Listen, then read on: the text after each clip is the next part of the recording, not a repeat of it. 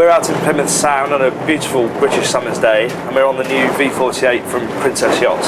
It's a bit of a milestone boat for Princess, as it's the first production boat they've built which was designed from the hull up to take Volvo Penta's IPS system. They've chosen IPS 600, which is twin 435 horsepower engines, and the integration works really well. It's very quiet, it's very smooth, it's very easy to drive and flow from side to side. But it's also a decent performer and gets up to 33 knots no problem at all. I mean, it's never going to blow you away with its top end speed, but it's very, very comfortable, and at 26 knots it feels like it could go along all day. As you can see, looking forward, another great thing about the V48 is the view out. I've been sat down all day, I've never felt the need to stand up and look over the bow. You don't have to touch the trim tabs, and the view out is very clear, both sides. And you don't feel yourself craning to look where you're going. As for the helm station, it's sort of standard Princess fare, lots of nice dark material, soft touch, there's no glare, everything falls within really easy reach. I can use the plotter no problem, but the navigator can as well. If I had one criticism, it would be that the upwind ride is a little harder than we're used to from Princess. That may be because of the location of the engines. There's a lot of weight at the back of the boat, it's slightly beamier than the old V48, but it's probably not the sharpest hull that we've driven in recent times from Princess.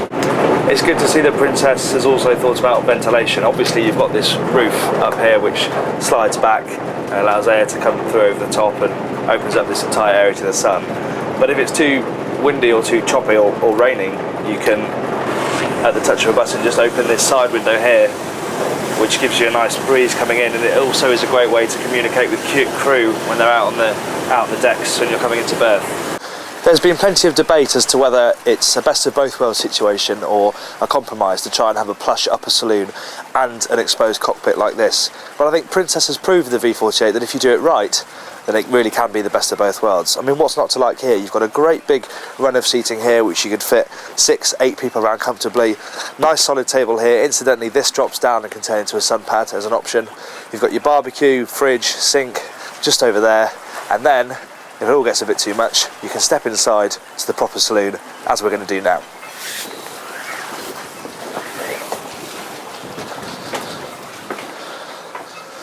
And herein lies probably the best part about the V48. If the weather all gets a bit too nasty outside, you can simply shut the door and you have your own little sanctuary, completely closed off from the weather, and it's all very, very Princess in here. Lovely use of materials, really great woodwork, lovely soft couches, and also the position of the seating means that it's a really great place for people to sit while they're travelling along. It's raised, you've got really nice views out of the glass, and it transforms this boat into an all-weather cruiser. One of my favourite parts of this boat is the fact that you have this huge open area here, which has two effects. It means that it feels much more spacious up here, the open plan feeling looking down into the boat and forward, but it also means that light can flow through the windscreen and these skylights down into the galley and make it much brighter down there as well.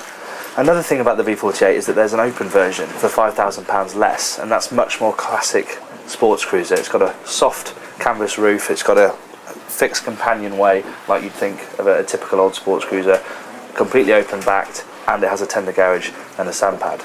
But for the meantime, let's go and have a look below decks on this boat. We're now in what is probably the V48's trump card, and that is its fabulous master cabin. For a 50-foot boat, it really is spectacular. You've got full standing headroom all the way around the bed for a 6-footer. You've got these wonderful big windows with ventilation built in on either side. Obviously they're at water level, so you've got great views out when you wake up in the morning. Storage in abundance, a big wardrobe, double wardrobe, loads of drawers under the bed, and a really, really nice heads unit as well, where ensuite shower with a proper cubicle door and plenty of storage as well. It feels like it's come from about 10 foot bigger, to be honest. As you can see, this boat has ensuite VIP up in the bow with these brilliant scissor action berths, and it also has a convertible lower dinette as well. But if you want it, there is the option to have a third bunk cabin as opposed to the dinette opposite the galley.